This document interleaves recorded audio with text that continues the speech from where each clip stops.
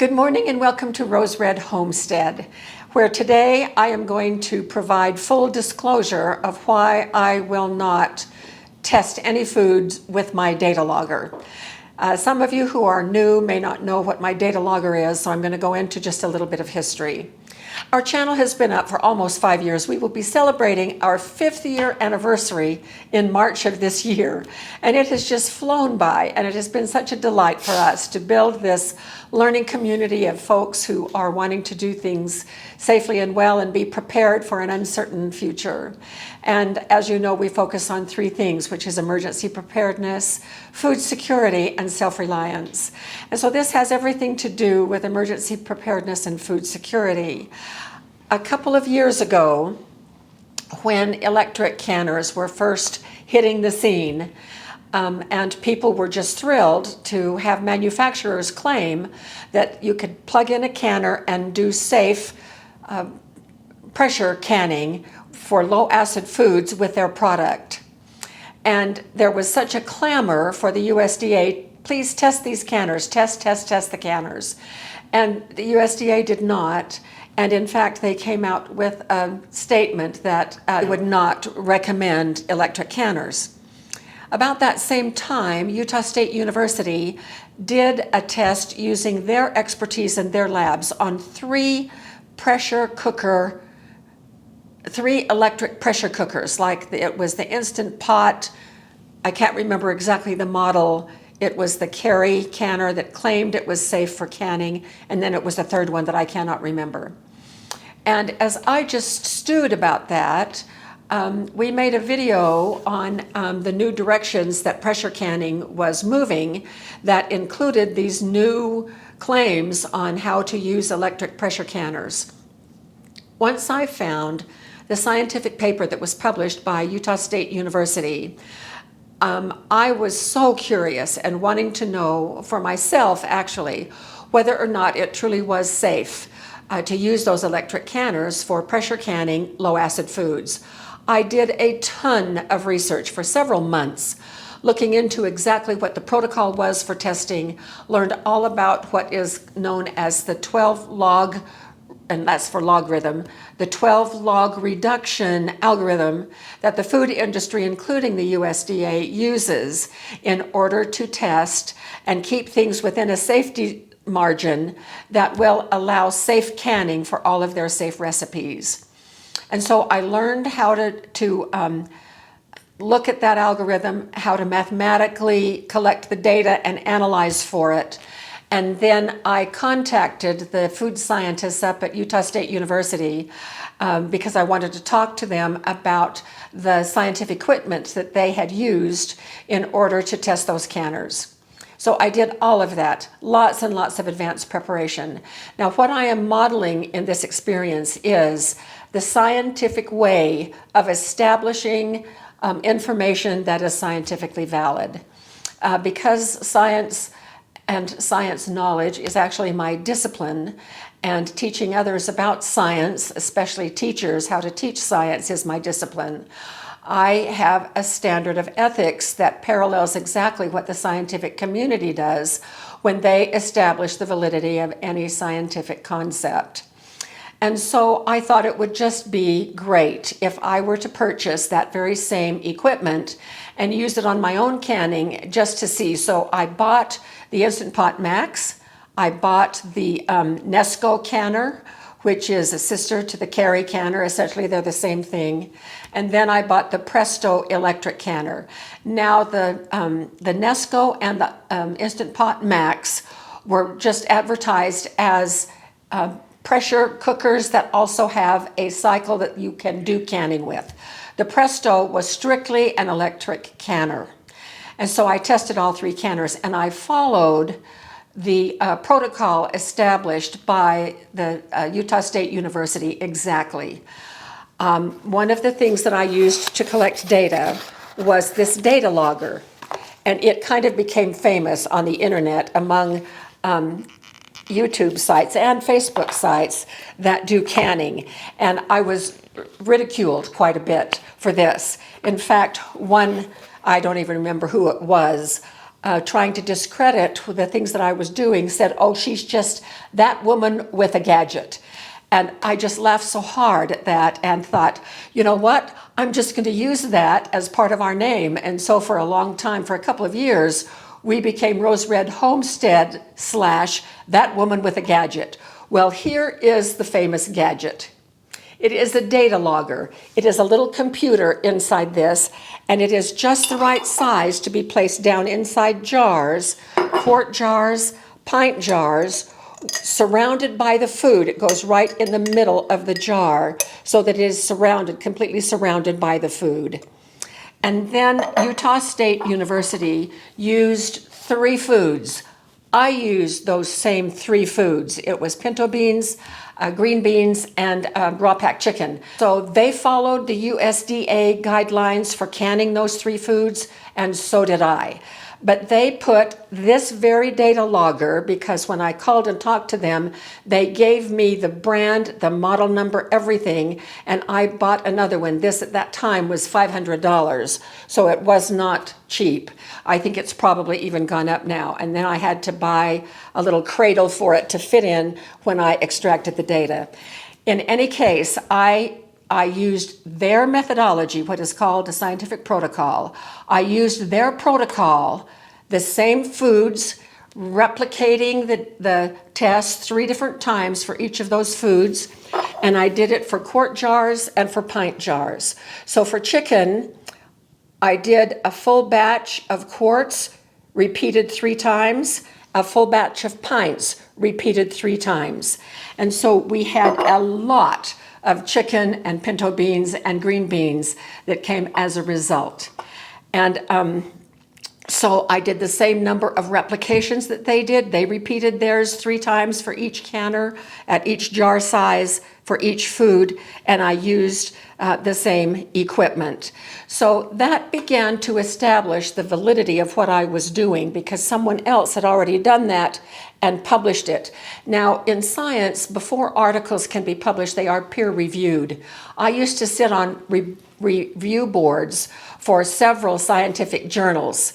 And so when a new paper would come in, they would send it out to me and several other reviewers, and we would go through those papers checking for scientific validity in what it was that they were doing and the protocols that they were using. So I knew how to do that. I knew how to take someone else's research, and this is what happens in science, and we replicate it. And they tested theirs at 3 different elevations in Utah, expanding the range of elevations in our state. I did not do that. I didn't have the time or the means to travel around and do canning elsewhere. So I just did it at our elevation of 5,000 feet. But I could stipulate that in my results, which I did. So the end result was that 2 of the 3 electrical canners passed every single food test. The food was up in the kill zone because this was taking the measurements of temperature every minute of the processing time. It would read the temperature every minute, and so I could download the data and it would give me a temperature curve. This is when it first started, then it would peak up into the kill zone, it would maintain the kill zone, the heat would be turned off at the end of the process, and then the temperature would start dropping. So I had that whole temperature curve. And I was then able to apply the 12 log reduction algorithm to the data to see if it had been in the kill zone long enough to be safe. And it was, for everything except the Presto passed everything with the pint jars, but in the quart jars of the meat sauce, it did not pass. And so in order to rectify that, because I think that that Presto is a good canner, I just suggested that people, I think that the processing time for pints was 60 minutes and quarts was 70 minutes for that particular recipe. I'm just trying to remember that. You can double check that by looking at the USDA recipe for pasta sauce with meat, because that's what it was. And I just suggested that everybody bump quarts up if they have a Presto to the regular 90 minutes where we can most things. I also did a control using my Presto stovetop canner, my 23 quart canner, and it passed everything with flying colors. So that is the anatomy of how a scientific test is done for what it was that I was doing. So the way that science works is that when a scientist wants to put forward something that they think is valid, they will do a test that is set up according to scientific protocol. They will run several replications. They'll test what it is, write it up, put it out there for others out in the scientific community to examine what they have done, to replicate what they have done, and little by little, with a lot of replication, enough data is built up to where then we can claim that, yes, this is a scientifically valid and safe procedure. So that's kind of the background of what a valid scientific test is. And we're sort of doing like a proof of concept or a test of concept when we do things like that. Although because technology often changes, we don't ever claim that we have proven that this is true. We don't say prove. We say we have collected data, and it is suggested by the data that this is a valid concept, because we would have to eat our words if technology improved, which affected the outcome, and then we might have a different outcome. So science is not, some people are a little surprised to learn that science isn't black and white proof. We collect data from the physical world, and then if our analysis of that data supports a concept, we can claim these data show that this is safe, or that this is whatever the outcome is. So that's a little bit of background about how science works. So it is careful data collection, replication, get it published and then reviewed across the scientific field, and then more replication. So there is quite a tight set of ethics. We sometimes read that some scientist falsified their data. Well, that's a firing offense at any university. If anyone publishes a scientific paper and they say, well, I am Dr. XYZ at this university, and they find out later that that data was falsified, it's a smear on the university as well as the person, and so that's grounds for firing. And so the scientific community polices its own, and there is a set of ethics that must be followed. So how does testing of food work? Now, testing of food follows the same scientific principles. It is interesting to note that when the USDA first sort of decided they were going to latch on to canning and see if they could make it standardized and safe across all of our country, they really got off to a rocky start for a long time, actually, because there was no scientific data on what it was they wanted to do. They were going to have to do their own scientific data, but they started publishing recommendations before they had the scientific data to back it up. And it wasn't really until the 1980s that they finally got their act together and began their publishing recommendations based on the best science of the time. And so from about 1980 on, the USDA has done a wonderful job of doing scientific testing, and they are now, that pendulum has swung the other way.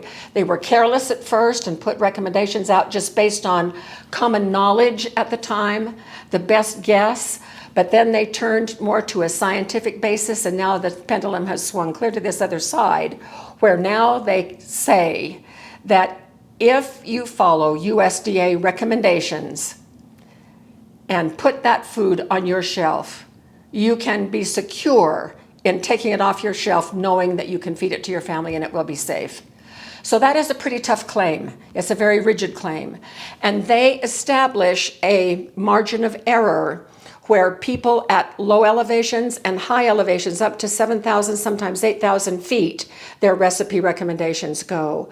That you can follow that recommendation and know that your food will be in the kill zone long enough. Now, it's interesting about that kill zone because I get asked all the time, how long does a food have to be in the kill zone for it to be safe? And the answer is, it depends. every batch that I did in my testing of canners, and I did not test food, I was testing the canner's response to canning the food that was in the batch that I was working with. Every time in the kill zone was a little bit different. And that is what is so tricky. Now we know that the boiling point of water changes as elevation increases. At sea level, it's 212. As elevation increases, water boils at a lower temperature at 5,000 feet. Our boiling point is 203 degrees. Does that affect pressure canning? Oh, absolutely it does. And so that is one of the reasons why the time in the kill zone varies. And they have to make that margin of error secure enough so that anyone at any elevation in a safe canning zone, which is sea level to about 8,000 feet, can say, okay, USDA says to process this for X number of minutes, regardless of where you live in the United States, it will work for you. So with that in mind, I get hundreds, have received hundreds, literally, of requests. Pam, just use your gadget and test this. Use your gadget and test that. Can you please just, here's my recipe, can you please use your gadget and tell me if it's a safe recipe?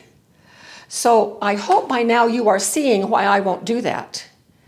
Because the USDA uses hundreds and hundreds of data points in order to establish the safety of recipes. They have to do it at different elevations. They have to do many, many replications. And they will not say that it is safe for you to can a food for this many minutes of processing time until they have done the replication. And they've sent it out to all of their different arms in all the different states, which are the extension offices, to run the tests and report the data. And so it is a huge thing, huge, to be able to say with any scientific authority whatsoever that something is safe. Now, what people are asking me to do is to provide that declaration on one data point, my data point. Since we have done our videos on canning potatoes, the dry canning, the science behind dry canning potatoes and the backlash that we got on that, I have received many, many more. Pam, just do one batch. Just put your gadget in one jar, and if it's safe, that's good enough for me. So do you see why I won't do that? I will not violate my personal ethics or the ethics of my discipline and say with one data point that something is safe. Whew. When I finished my research on the 3 canners, the only claim that I could make was that those 3 canners, with the one exception of the meat sauce in the Presto, I could say that the data suggested that it was safe at my elevation. And so my claim is that it's safe at my elevation for my family. And then you can use that scientific data however you want. In my head, I knew that if it's safe at 5,000, it is highly likely that it is safe at anything lower, but not anything higher. And the NESCO says don't use this over 6,000 feet. And that's because the boiling point at 6,000 feet is even lower than where it is at 5,000 feet. So once all of that testing is done by the USDA and the state extension offices, then they have a whole data set with many, many, many, many data points that will suggest, okay, so here is our margin of error. This is what we can say and be secure that if you follow this processing time for this food, then you can be guaranteed of safety pulling it off the shelf and feeding it to your family. So that is why I won't do it. I am not going to contribute one data point, just throwing one data point out there. Now, a number of you have told me that there is someone on YouTube who has done the dry canning of potatoes and took her batch to a lab and had it tested and it was safe. Do you see why I would question even that result? That again is one data point.